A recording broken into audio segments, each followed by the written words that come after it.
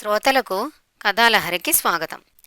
ఈరోజు మీ ముందుకు తీసుకురాబోయేది రెండు మేకల కథ. ఒక వంతెన మీద రెండు మేకలు ఎదురెదురుగా వేగంగా వస్తున్నాయి.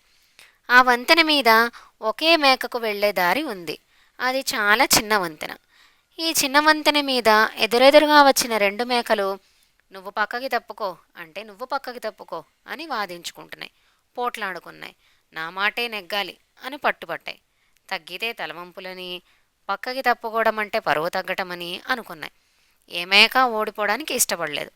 చివరికి బలాబలాలు చూసుకునే స్థాయికి వెళ్ళి కుమ్ముకోవడం మొదలుపెట్టాయి. కొమ్ములు గుచ్చుకుని రక్తం చిందించాయి.